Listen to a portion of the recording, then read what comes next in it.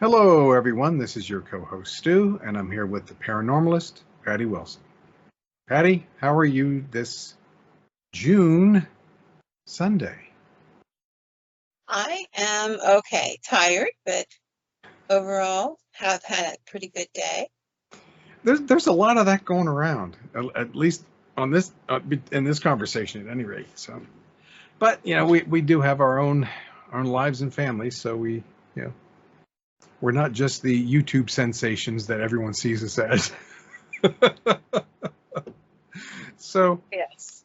yeah, with that, speaking of YouTube, in the description down below, you'll find everything paranormalist related, links to our Facebook groups, our channel on Rumble, on YouTube. I believe we even have the Spotify link for those who want audio only. Several links to, I think, to your books on Amazon are there too, in case people want to fan out and get some of your books and read them.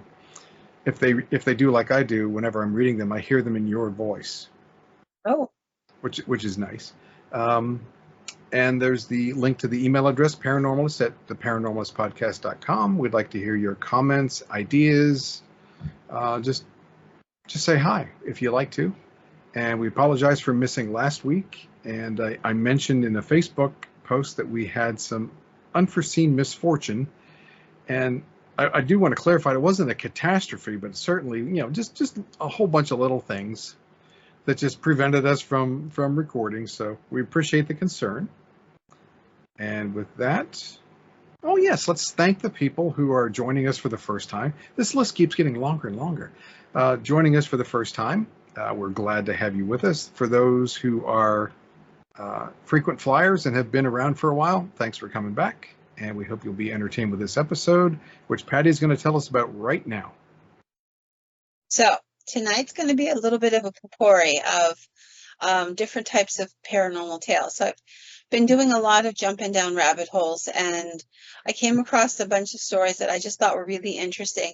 Not enough to fill any one particular genre or anything like that, or make a complete episode, but they were really cool stories, and I wanted to share some of them.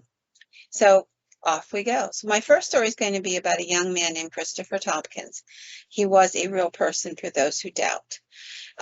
Chris was part of a four-man survey team. He was a 20-year-old young man.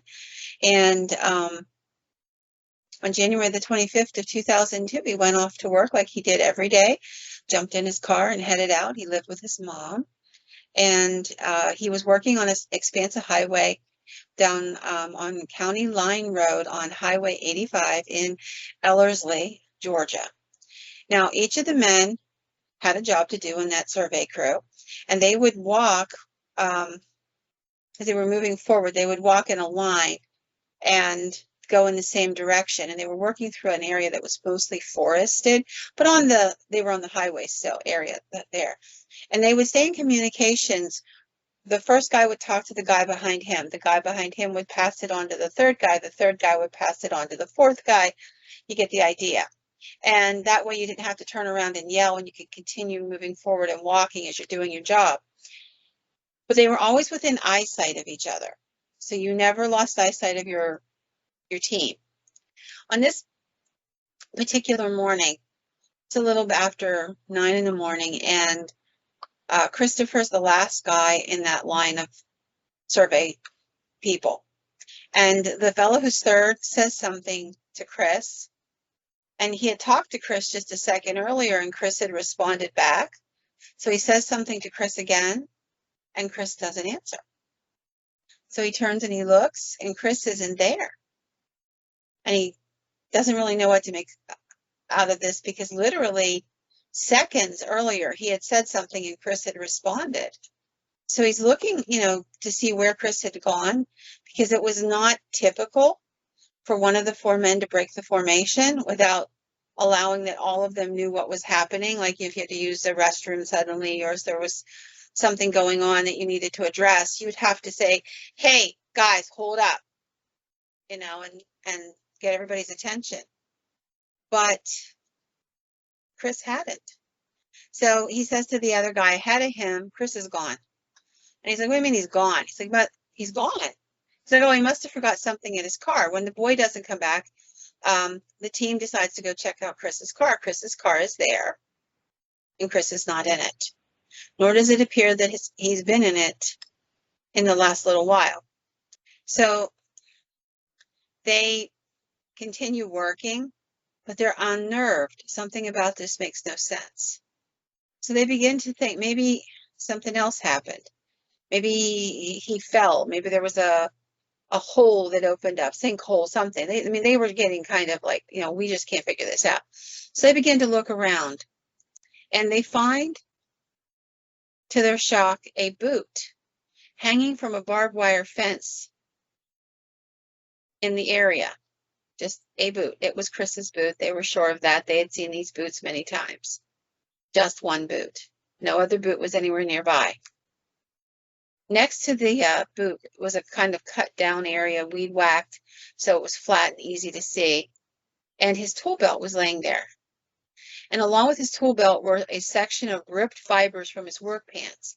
And on the ground was 12 cents, as though his pocket might have ripped. And that was it. That was all there was.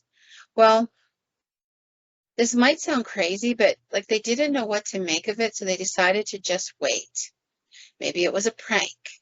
He's 20 years old. Not in good taste, but he's 20. Possible. So they keep working. And finally, the day's about done, and they realize they have to say something to someone. So they call their boss and they say, hey, I know this sounds crazy. Chris was there. We were talking to him. And then in seconds, he was just gone. I don't really know what to do. What should we do? So they called his mother and explained the situation. And she called the police. And the police told her, he's an adult. He has a right to disappear if he so chooses. Wait 24 hours and we'll see what happens. If he doesn't show up, we'll take a missing persons report then. And they did. 24 hours later, they're out there looking and find absolutely nothing. The boot obviously had already been found. It was shown to the police, the tool belt, the fibers from his pants, the 12 or the money on the ground. And then by chance, a fellow from one of the houses about 1,000 yards from where Chris went missing saw the cops, and they asked, this man asked, he said, what are you doing out here? And they said, well, we're looking for this boy who disappeared and what have you. The man said, I honestly don't know what to tell you. I never saw anything of him. And he starts looking around and he doesn't find anything. And the police finally leave, and they're all convinced that something untoward had happened to Chris. Nobody knows what. This case will lay dormant until David Paulides' 411 books came out. He picked this as one of his cases and went through the whole police reports and all of that. The first thought was that there had been foul play because the surveyors had not reported this young man missing for hours and hours, meaning that they might have had time to bury him, kill him and bury him for some reason. But there was no motive that anybody could discern. They had no personal contact with him. He was new to their team. There was nothing to indicate there was any reason somebody would go to the 3 men would go to the trouble to murder and bury a coworker. That's pretty extraordinary. That requires some sort of personal animus or something that you fear about this young man, and there didn't seem to be anything like that. His friends talked about him as fun-loving and honest and hardworking, and nobody seemed to think anything dark could have happened around Christopher.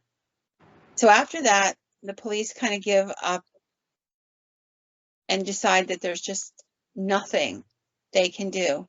And so his family just had to wait. There was no answers to this.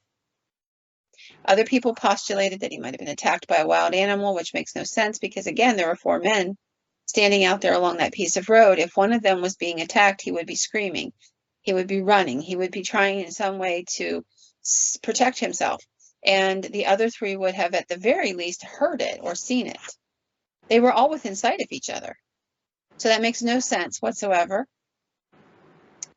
There is a theory that he was carried off by someone or something large enough or more powerful and able to do so. So I'm going to bring you back to a Pennsylvania case called the Todd Seas case, where he was the guy, bread truck delivery man, and he went for a ride on his four-wheeler on his property and up over the mountain to check out the woods right before deer season, and didn't come home.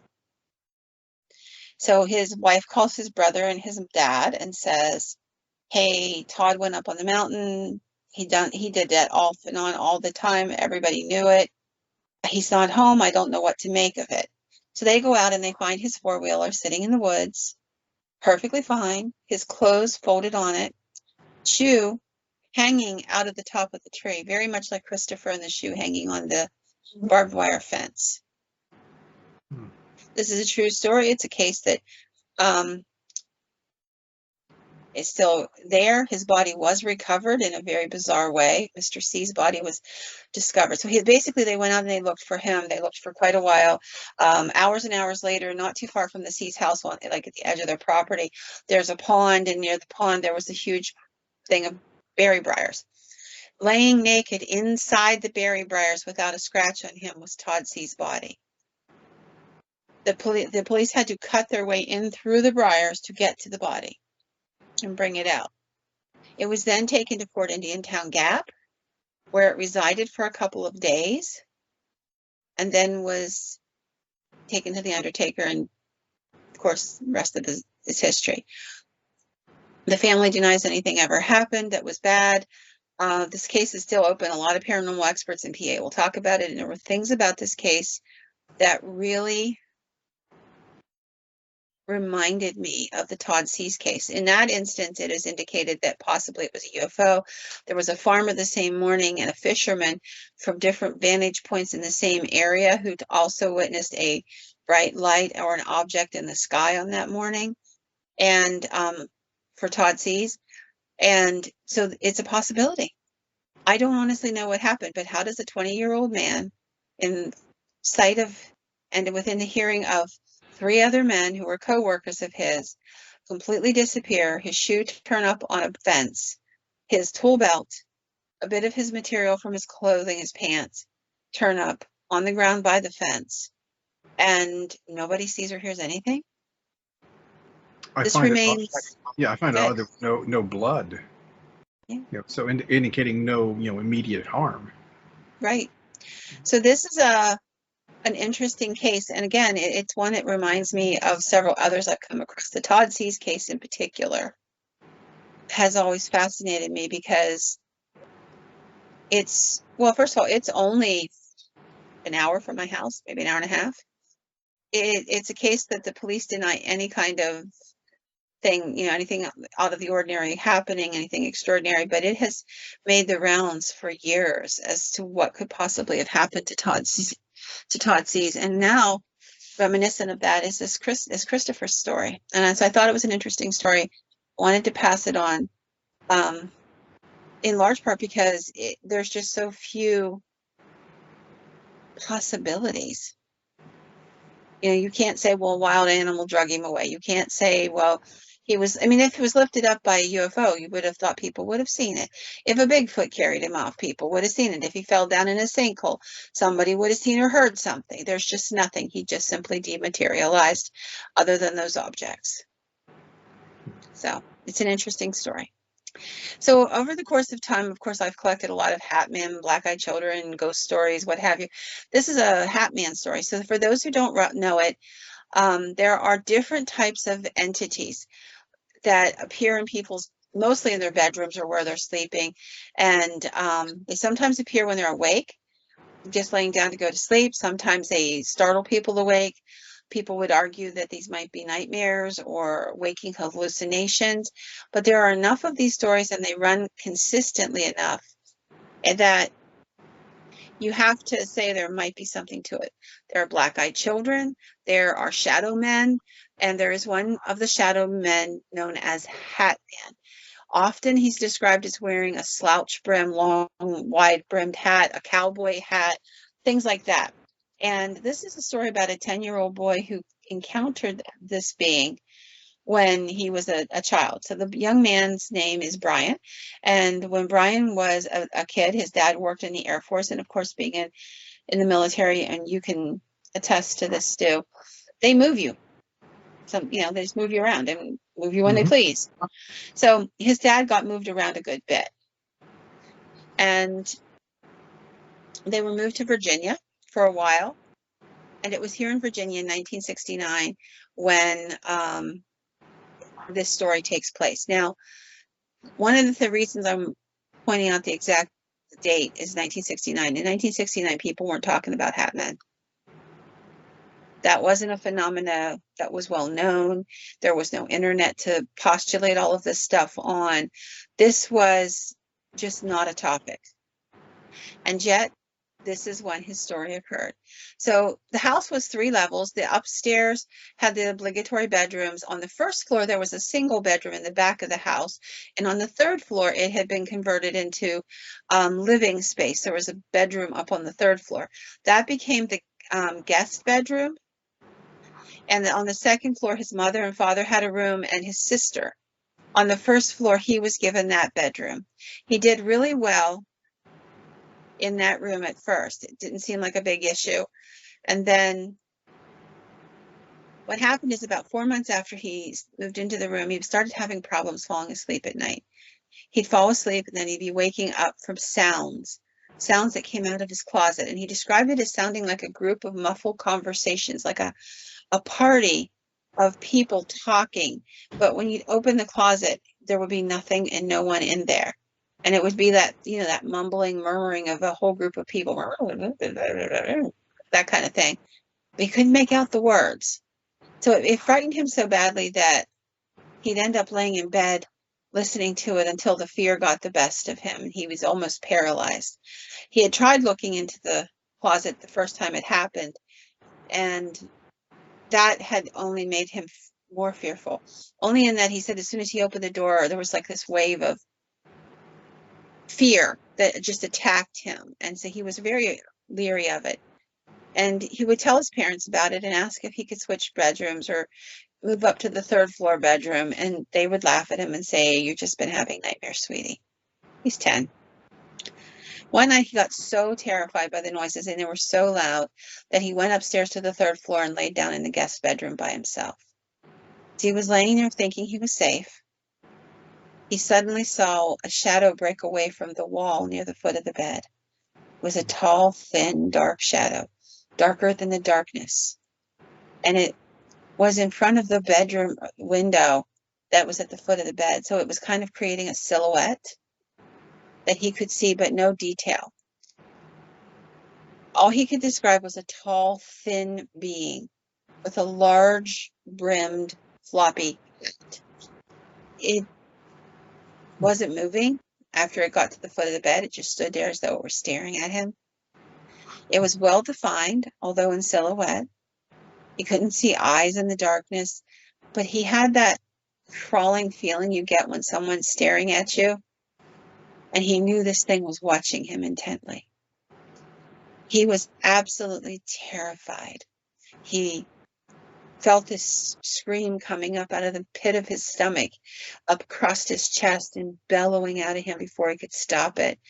He woke up his parents and his sister, who came running up to the 3rd floor and found him jumping out of the bed and screaming and just screaming and screaming and screaming. They kick the light on and they come in, and he's looking wildly around for the Hat Man, but he's not there.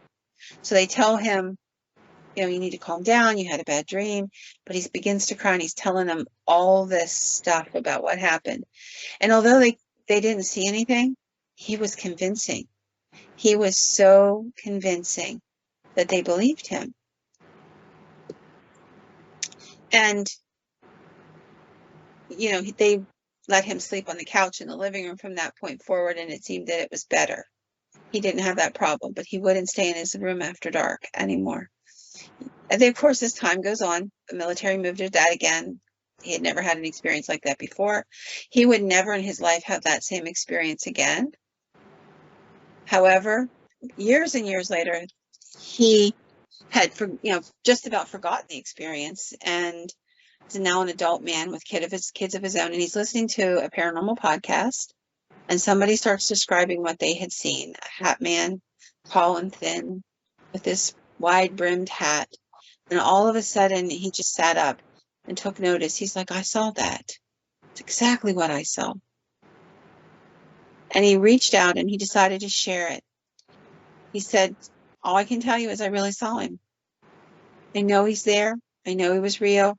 And every so often, when I'm moving through the house or when I'm sleeping someplace else, I'll get just this moment of fear. And I'll think, he's here. He's watching me. But he has never stood out beside the bed and let me see him like he did on that night. He has no idea why he would have, what the purpose of it was, or why he continues to follow him. But he truly believes that that's exactly what he had done. Maybe he's following him still. And there are some precedents for this. There's the first real shadow man's black-eyed children story comes from a young man who was a reporter, and he was literally sitting in his car writing a check out to pay a bill he had forgotten in a car garage in Texas where he lived. And he looked up and two young men came toward him and said, can you give me a ride? There's another story of a young man who is in his 30s, and he's stopped in a car garage in where he lived, and he's waiting for somebody to, some family member to come out and what have you, and this parking lot, and this figure appears on the passenger side outside the car, and his was a hat man with a cowboy hat on, and the figure leans down and looks through the window at him and goes and taps on the window. And this was his nightmare, his childhood nightmare come to life. So these things do exist. They seem to follow some people through their lives. And I thought it was a really interesting story, so I wanted to share it. So I wanted to tell another story about shape-shifting.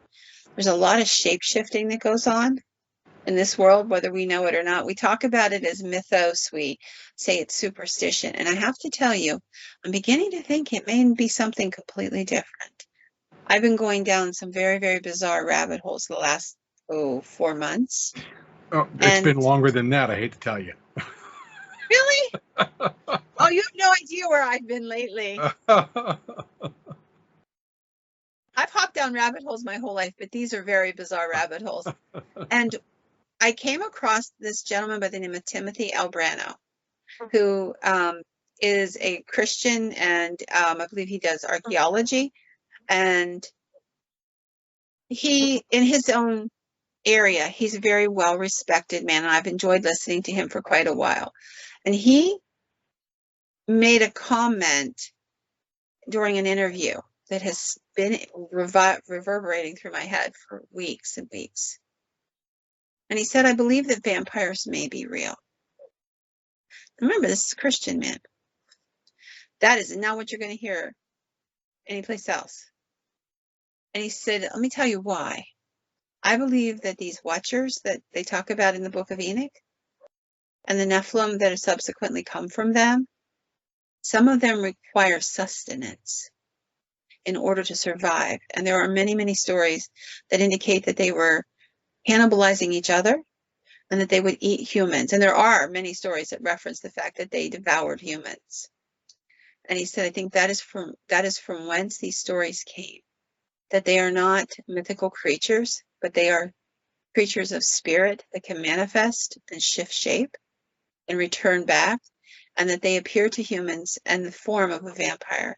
And all that mythos that goes around it was created over time, but that they are actually real creatures that shift in and out of our reality.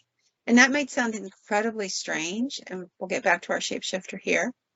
But I want you to think about the fact that animals see in different dimensions of light than we do. Animals can see things in infrared at night that we can't see because their eyes are more attuned to it. They can't see certain colors. Some dogs can't see color. They have completely different capacities. That doesn't mean that because they can't see color, color doesn't exist. It just doesn't exist for them.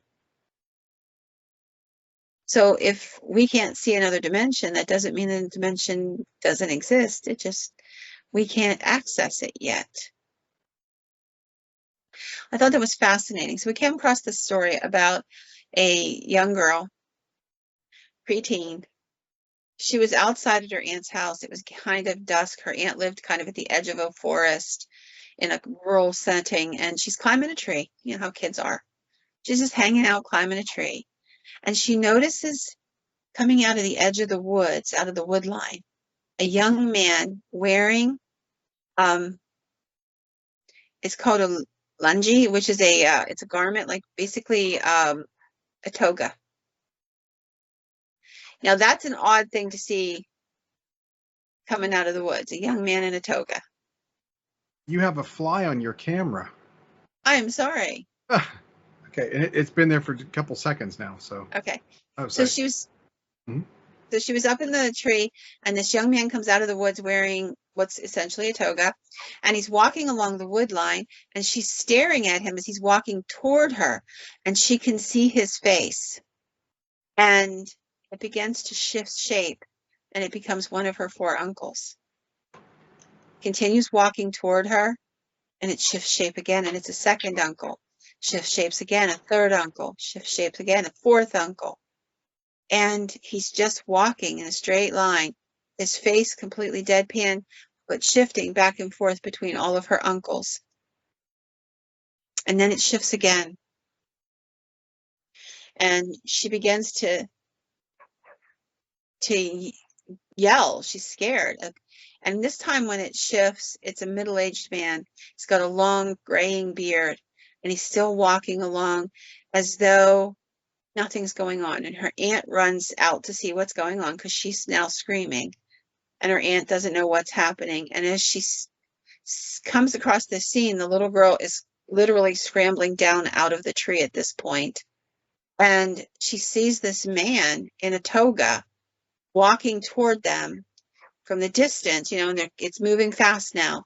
She reaches out, she grabs her niece by the arm, and she starts screaming. The aunt starts screaming, and she's dragging her along as she's running. And they hit the door to the house and get into the house. She slams the door shut and locks it, and she's like, what was that? And the little girl's sobbing. She can't talk for a little while, and then she tells them that it was her uncles. It was all of her uncles, and she doesn't make any sense. She's babbling from what they can tell, telling this insane story of a figure that face shifts shape as it moves. Well, that night, the family had been gathered for a family holiday, family weekend. That night, everybody's still staying at the aunt's house. And the aunt's baby, sounds like it was a toddler at the time, little boy. He gets very, very sick. He begins to vomit, and then he almost stops breathing. Now, the family are fundamentalist Christians, and they begin to pray for him, pray over him. And as they put hands on the baby to pray for him, the baby begins to scream. These howls, unearthly howls, like he's being burned, just screaming and pushing with a strength that seemed superhuman for a child that young. And they kept praying, and finally the baby gasped and sighed and quit screaming, began to breathe more evenly. But for the rest of the weekend, that little child was very, very quiet. And the girl said, I always wondered if that thing just decided that it was time to be quiet so that they would let it alone. Because from that point forward, my cousin was always a very quiet child. He was a child that would just sit there and watch other people. And she said he was just never the same. She doesn't know if it was that being that climbed inside of him. And when they tried to pray over him, that being was burned or offended or attacked by that prayer. But he was never the same again. Now, I thought that was really interesting. And there are myriads of these stories. So I'm going to take you to another one. This one took place in Texas. Two college girls are walking along a little trail. There's a series of picnic tables out in the woods. This would have been in the early 2000s, and they're learning guitar. So I'm not sure if they got run out of the dorm, or she doesn't make that part clear, or if they were being gracious, but they decided as they were learning how to play guitar that they would go out in the woods and practice.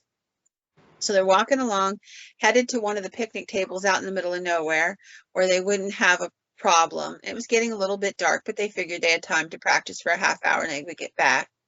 And, you still kind of keep an eye out when you're moving around in the woods to see what's moving around with you. And that's when they saw this creature. It was in the bushes ahead of them, and it was kind of peeking out at them and looking back, and they could hear the bushes rustling, and then it would peek out and pull back and do it again. Whatever it was dog-like in features. It definitely appeared to be a dog. Not a small house dog, but a big dog, bigger than a coyote. It was very scruffy, and it just had this low canine growl that came out of the bushes. They figured it was a dog, possibly a wolf, but it was definitely a living animal. And it went diving into the bushes right on the other side of the path in front of them.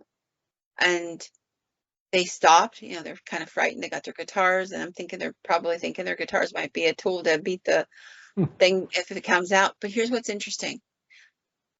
From behind the bushes doesn't come a dog or a wolf or anything like that, but a man stands up, and he's tall and thin with long ratty hair and a ratty looking scrawny beard. His clothes are in tatters, and he's got long fingernails on his hands and he's just sort of walks out. He looks at the girls, kind of smiles, and starts walking. She uses the word shambled, as though he were making his joints move in ways that weren't quite normal to him. There were no noises in the bushes. They stayed frozen there, waiting for the wolf creature to come out. It didn't. And he was walking in their direction, which is an exceedingly unnerving experience. As he got closer and closer, she kept waiting to see if something would come out behind him. And it didn't happen. And all of a sudden, she said it was as though both of them at the same moment had this urge that they had to run. And they turned around as a unit and ran. They're running back to the street. They're headed down toward their school. And as they get close to the dorm, they see this grizzled looking old white dog hobbling along in front of them. And it came out of nowhere.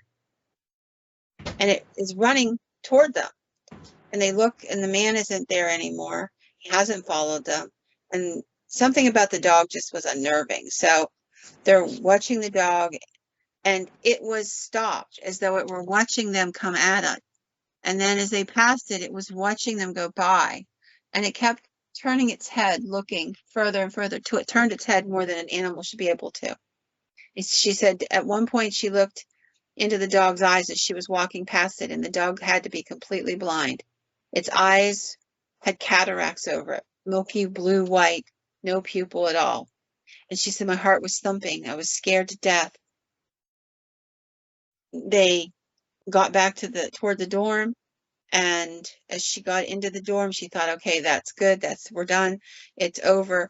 And she gets to the dorm, and there stands a German Shepherd, a large white German Shepherd in front of the door to the building. She's watching it. Like, how do we get past this dog? We want to get inside. We want to be where the people are, And the German Shepherd seems to notice they're there. And it starts watching them. And all of a sudden, it breaks into a run as a car goes past. And she said, as fast as that car was moving, which had to be 35, 45 miles an hour through that area, the dog caught up to it and outran it. And she said, as soon as that happened, I knew this was the same animal. It was the dog from before. It was the man who we saw on the trail. It was the animal that ran into the bushes. It was all the same thing, and it kept shifting shapes as it needed to convince us that it was there, that it was something safe, that we could approach it. And it terrified her. They ran into the building, they shut the door. Over the course of the next couple nights, she would notice that white German Shepherd sitting under a street light. And it would sit under the street light, and then all of a sudden the street light would blink off as though it malfunctioned. And when it blinked back on, the dog was gone. And this went on for quite a while. And she said, I would stand in my bedroom window and I would look at the dog, and I would see the dog raise its head up. And I knew it knew I was watching it. And it wanted me to see. And she said on a couple occasions, the dog's eyes, you know how a dog's eyes will go gold or silverish in the night, it reflects.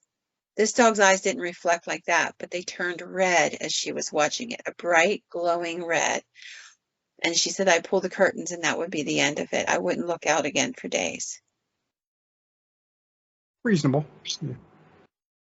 I can honestly say I don't think I'd want to either. Here's another one that I thought was interesting. This is another shapeshifter story.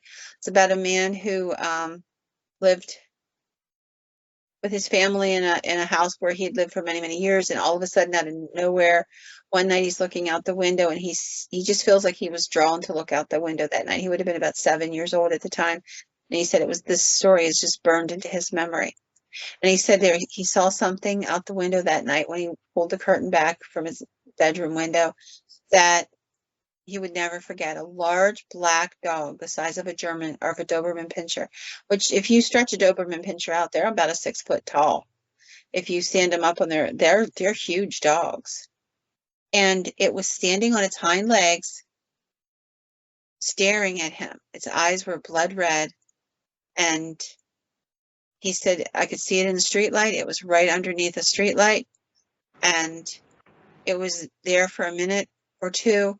And then it shifted into a man 7 foot tall with features I couldn't make out in the darkness. And he said, I know it looked at me off and on throughout the night, and I would creep and look out the window, and I would creep and look out the window. And I wouldn't sleep that night because I was waiting for it to go away. And then towards morning, he said he got up and looked again because he was terrified. He didn't know what to do. And this time the dog was standing there looking at him, but it was just beginning to be daylight. And the dog suddenly dropped down on all fours, seemed to become a normal dog, shrunk a little bit back to a normal size, about 7 foot tall, and turned around and walked away, almost as though it was defeated because daylight was coming. Now, I have to tell you, my brother had a Doberman Pinscher, and he was a really nice dog. His name was Bruno, and I would have been 12 years old. And one night, we had a wooden door in our kitchen that had like a cross made out of glass. You know what I'm talking about? And you could look out. Okay. And it was about 6 foot high. So I'd have had to have stood on my tiptoes. I'm a tall person, so I'd have still had to stand on my tiptoes to kind of look out. It's a little over 6 foot high.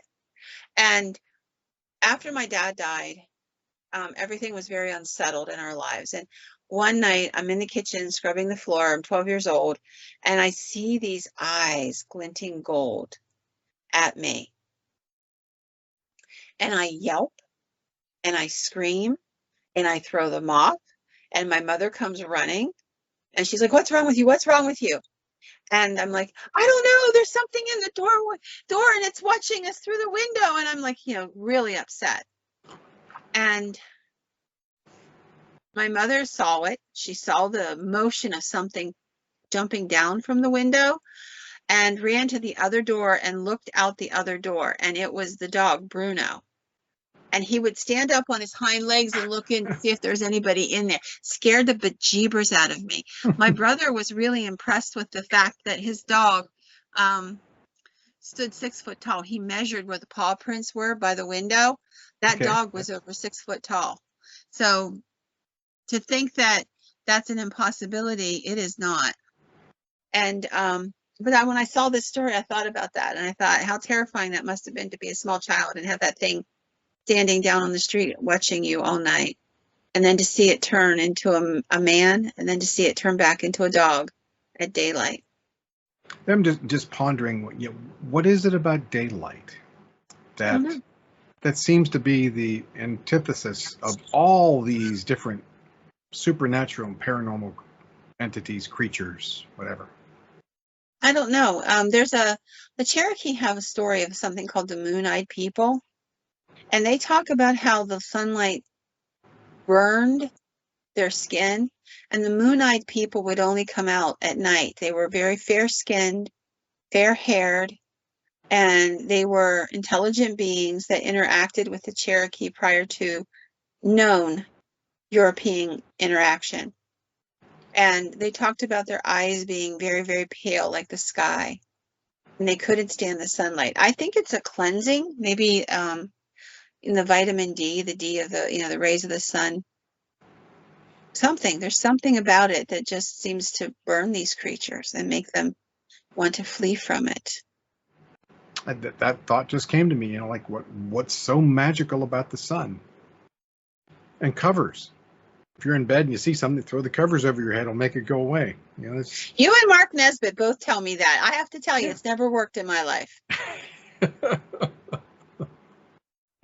But so here's another one that I thought was really interesting. This comes from England, from a man who was a kid. He was a teenager in his mid-teens. Him and a bunch of friends are out one night. They're roller skating in his parking lot from the local grocery store.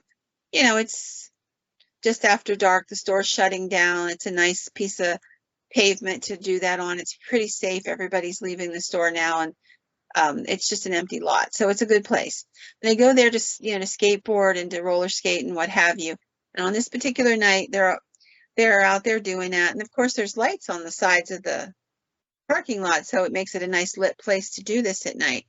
And all of a sudden, out of nowhere, comes this rabbit across the parking lot. And he said, I don't know what made us do this, but a couple of my friends and I took off on our skateboard chasing the rabbit. We just kind of figured it would scare the rabbit a little bit. And as the rabbit ran across the parking lot in front of us, it suddenly began to blur, and then it turned into a cat. And they're headed forward on that. They're propelled by those skateboards.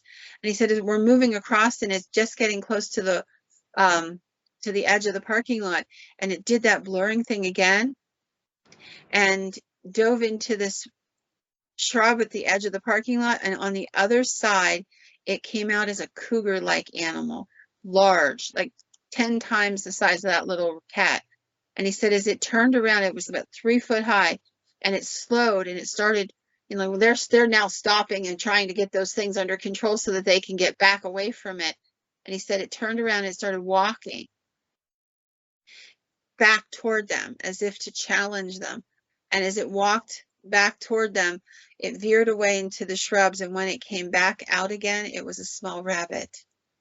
And he said at that point, we all thought it was time to go home. At first, I thought that was going to be a very Monty Python-esque kind of story with the rabbit. But nope, not at all. Okay. So interesting, though. It is interesting. Yeah. And there's at least 3 or 4 young men who all saw the same thing. And a rabbit, and then it got larger into a cat into a cougar-sized animal, and then back to a rabbit. The blurring is what fascinated me the most, I think, during the transition. Yeah, it was like it just sort of blurred a little, and then it would shift.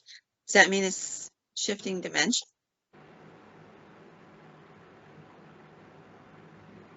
I don't think I could even ponder a guess at this point.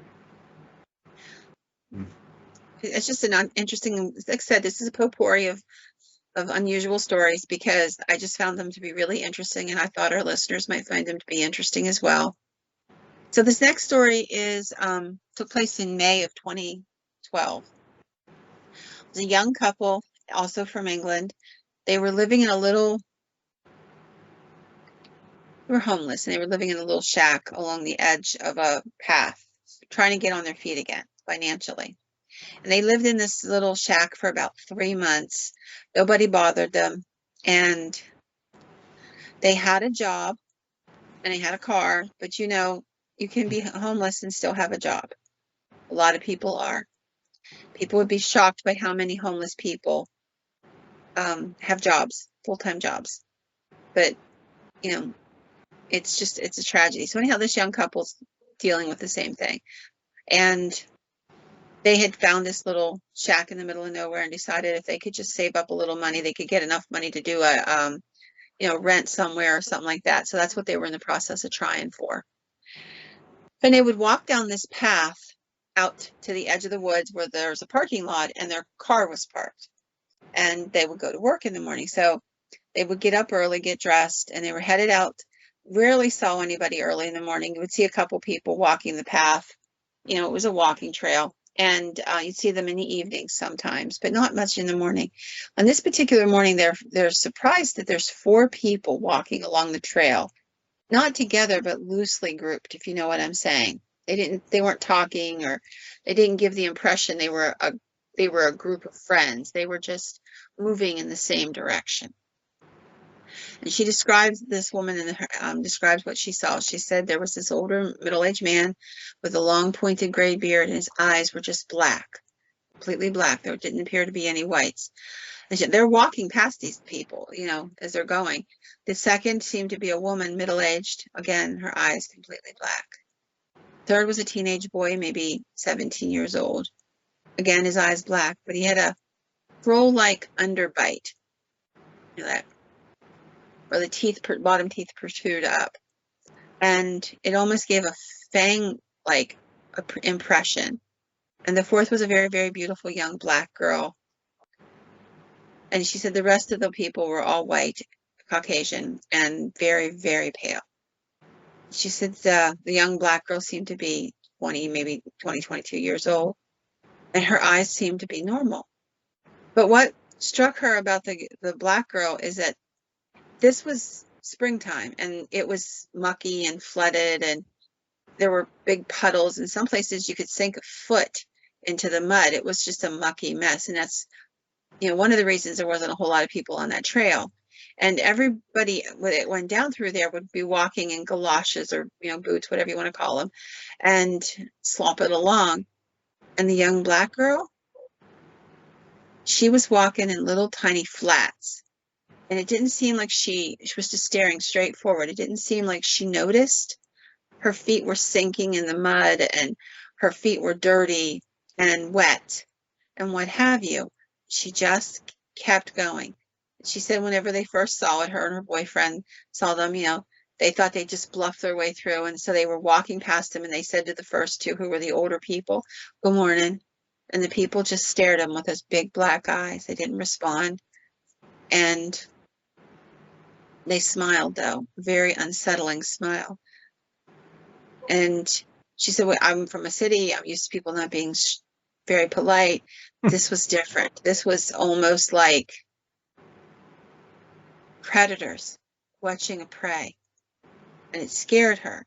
She said, I kind of pulled closer to my boyfriend, and he kind of looked at me as if to say, get close in case something happens. There's 4 of them and 2 of us. And something was just going on in her brain. She was just, she had like that run feeling. So she didn't say anything. She passes the teenage boy with the underbite, and his eyes were angry. He had a sullen expression, almost like he was, again, a predator. He was hungry, like he was and watching them. But the girl, her face was expressionless, almost like she was hypnotized. She just putting her feet in, one foot in front of the other, through space and time. Their clothes were modern, their coats were waterproof, and the other 3 had walking boots, except for that young black girl who was so pretty. Her feet were covered in mud. Her feet and legs were wet up to her ankles at least, and she seemed to not notice anything, including them, when they passed by. She said we both felt this terrible, strange feeling of fear coming off of them, that we were terrified by what we saw. And she said it was the only time it happened, and she had nearly forgotten about it until about a year later. Now, by now, she and her boyfriend had broken up, but they had remained friends. And she said it was a year later when in one of the rivers along that path, or the section of river along that path, she found out that her boyfriend had drowned.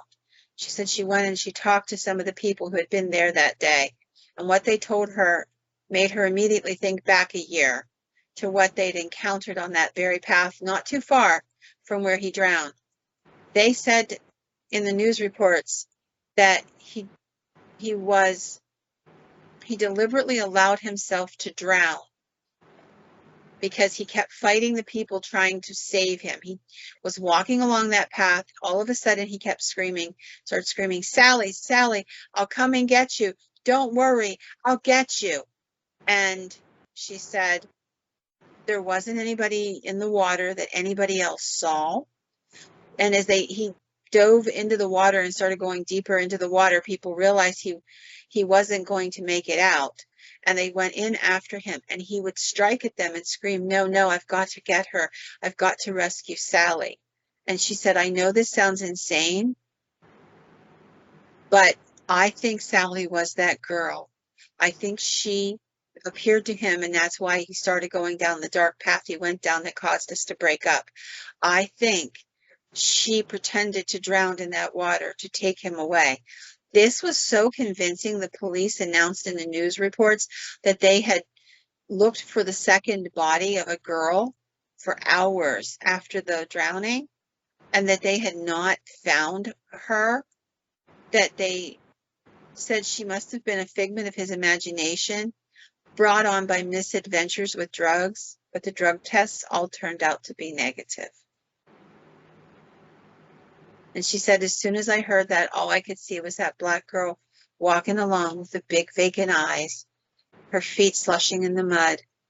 And I wondered if she was one of those black-eyed people that was being controlled by those other three. And they used her to take him too.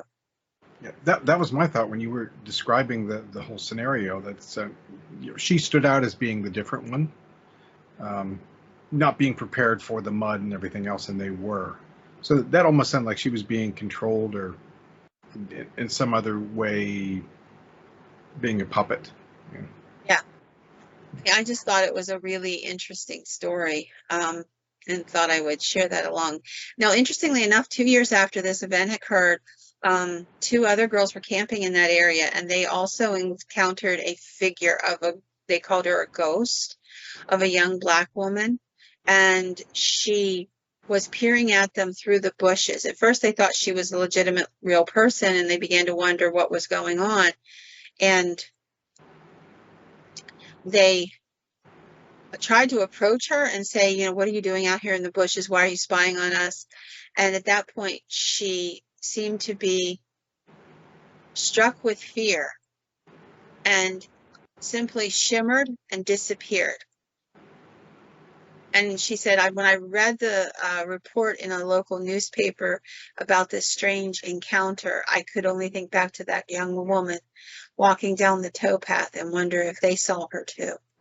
Or her ghost after she was consumed. Yeah, exactly. So I thought it was an interesting story. With one more story, and then we'll end for this evening. And I have enough of these to do another episode. So if you like these, please return next week and we'll finish them out. But this is my last one. And this is really odd. You don't hear a lot of paranormal stories from Japan. And you particularly don't hear a lot of UFO stories in Japan. Yeah, I hear enough about the, like the Doll Island and the, other stuff. I mean, there's some strange stuff. And you've even done the stories too before about the ghost seeing around the nuclear reactor. Yeah, that's the biggest thing I usually come across with the stories from Fukushima. And that's fascinating to me because it's such a it's so consistent with other tragedy areas, where you have those stories. But this is an interesting story this would have been spring of 1974. This gentleman lived on a remote farm in Kitami, Japan. And his name was, I'm going to call it Yoshihiro Fujiwara. But we're going to call him Yoshihiro, because it's going to make it easier on poor old soul that I am. So he's lives in this remote farmhouse. He's doesn't have anybody around except his faithful dog. He's an older gentleman. And in the middle of the night, he hears somebody pounding him out of bed. This is almost unprecedented. There's literally nobody in miles. Nobody should be out there in the middle of the night pounding on his front door. The dog is barking and howling and growling, and he gets up and he thinks it's probably kids, teenagers. If it's legit, it might be teenagers that ran out of gas. If not, they're screwing with it. It's 3-something in the morning. He's tired, he's annoyed, and he goes to the door to see who's out there. There's never been any trouble in this little area. The people around there locally have been there for generations, just not in character. And he goes to the door and throws it open, and he sees 3 beings that he describes them as 3 foot tall. They are dressed in one-piece clear suits made of transparent vinyl. They are only passingly humanoid in shape, resembling a combination of a starfish and a human. So imagine like a head of some sort, starfish arms, and the other 2 points being the starfish legs. That's about as close as I can get you. They had what appeared to be 4 tentacle-like appendages, that's the arms and legs, a bulbous head, almost like an octopus head, sit on top of that. It had a blue helmet on, slanty eyes, and a strange V-shaped set of nostrils, like just little notches. It was all bumpy and mottled like a toad in brownish gray, slimy-looking skin. The 2 bottom limbs seemed to bend almost like little nubs and make feet that it stood on. And it was completely motionless, and it had an antenna jutting from this weird little helmet, and it generated an electrical humming sound that seemed to ripple through the air, these 3 things. And they stared at him, and he stared at them in absolute shock. Then suddenly, one of the creatures flicked one of its tendrils and pointed to the sky. And a ray of blinding light shot down from the sky. Everything lit up, and the farmer, in panic, jumps back, slams the door, slams the lock, and he's like, holy crap. And I would have been doing a holy crap moment myself. So he tries to calm down. He's like, and he notices flickering orange outside, and he's thinking, there's something out there. It's flashing, flickering orange. And he looks out the window, and it's a craft about 26 feet across, and there's got these blinking, pulsing orange lights rippling along the sides of it, blinking all the way along the sides. He's staring out the window. He can't believe what he sees, and suddenly he feels his feet pulled out from under him, and he's dragged across the floor and slammed into the door. He's sure he's going to die, but whatever happens, it lifts him up, levitates him off the ground, and pulls him through the door, through the wood of the door, and nothing happens to him. He doesn't feel anything. And it pulls him out into the cold night air and up to that craft, almost as though it's just dragging him through the air, like levitating him, pulling him through the air like a balloon. And in through the wall of the craft, it doesn't open, it pulls him in through the wall of what appears to be a metal wall of the craft. And he says, he describes it later, and he says, I was drawn in through its walls to be dumped on the floor of the craft. And that's inside the craft. He noticed it's bright blue. There's writing all over the walls, and none of it makes any sense. There's this terrible stench that makes him lightheaded and steals his breath away. And two more creatures, just like the three that had been on his porch, step out of the wall. And he hears in his head a voice say, "No danger. We promise to put you in your house when we're done." And he said, before he had a chance to respond, something grabbed him again and forcefully slammed him down. And he felt a fear like he had never felt in his life. This thing was flipping and flopping him, and he had no ability to fight it.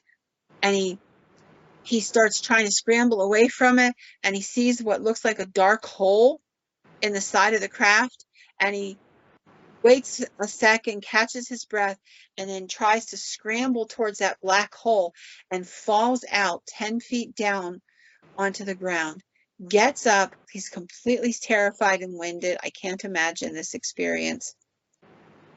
And tries to run toward his house, only to realize he's not at his house anymore. He's a couple miles down the road, and he starts into the woods to try to get away from this thing, whatever it is. And he's afraid that if he goes back to his house, it's going to be there. They're going to go back there to get him. So he's hiding in the woods for quite a while. And then finally, as it's getting closer to daylight, he calms down a little bit. He realizes he has to go home. He's got to see what's going on. He can't just stay there in the woods forever. Something has to give. And he starts back to the house. The next evening, he's sitting in his house. He's now waiting. He's wondering if these beasts are going to come back. I mean, what would you do? Because you can't, who do you tell this to? It's 1974, for goodness sakes. They lock you in a rubber room. True. Yeah. So he doesn't know who to tell. So he's just sitting there as darkness falls, and he's waiting to see what will happen. Are they coming back? Are they not coming back? What's going to happen? And suddenly, a horrible, sharp pain shoots through his ears and out his fingertips. And he finds himself sliding to the floor as though he's in a daze or he's passing out. And his fingers come to life, and they begin to scrawl letters onto a piece of paper. He's got a pen in his hand, and he doesn't know where it came from. And he hears a voice in his skull, and it says, "When the disc lands on the mountain, you will come and board by yourself." And he gets his vision. Yeah, he gets his vision, and he knows exactly where it's at. It's Nikoro. It's a mountain not too far away. And he feels like this compulsion, and these hieroglyphics are written on his paper. He doesn't know what they mean, but his hand won't stop writing until after this thing stops talking in his head. And then he's just stuck with it. Well, now he has a problem because he feels like they could take him up there anytime they want. So he talks to a couple of his friends, and he explains this whole crazy story, shows them the hieroglyphics. And I have to tell you, they must have been pretty good friends, because in the end, they agree that they'll go up there with him and prove to him that nothing's going on. So they go up there a few nights later, and they see the craft blink, blink, blink, blink, blink. The other two dudes beat feet and leave him standing there alone, because they thought he was making it up. Yeah. You know? Again, he feels something grab him. They pull him through. They take him up into the sky. They tell him his job on Earth now is going to be to prevent calamities. And he will tell this story multiple times, because he will be known for his feats of telekinetic power, for being able to bend spoons. He will say that he predicts volcanoes going off, earthquakes, and like there'll be seismic activity happening very shortly after he tells these stories. And then he'll say, "I will fix it," and immediately it'll all stop.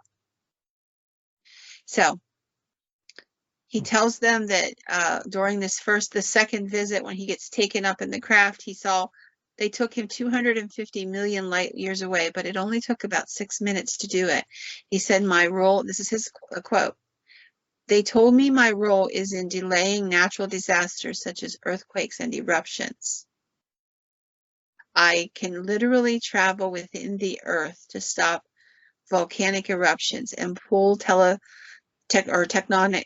plates back together to prevent earthquakes. It is bizarre, but it is true. Now, is any of this true? The man would go through the rest of his life claiming it. There was a UFO researcher in the area years later who finds several accounts of people seeing orange pulsing lights near his farm on the nights when he said this initial set of encounters occurred. The rest of it, well, he was tested for his mental prowess. He was able to do what we would call basically mind reading, stuff like that. There's no explanation for what happened.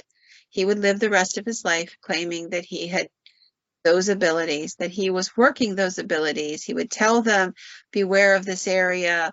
There's going to be an earthquake, an eruption of some sort, and disruption in the pattern, and they would start to see the seismic shifting. And then he would say, I'm going to work on it, and it would immediately subside. Could be coincidence. And then again, I'll leave it to the listener. I thought it was a fascinating story.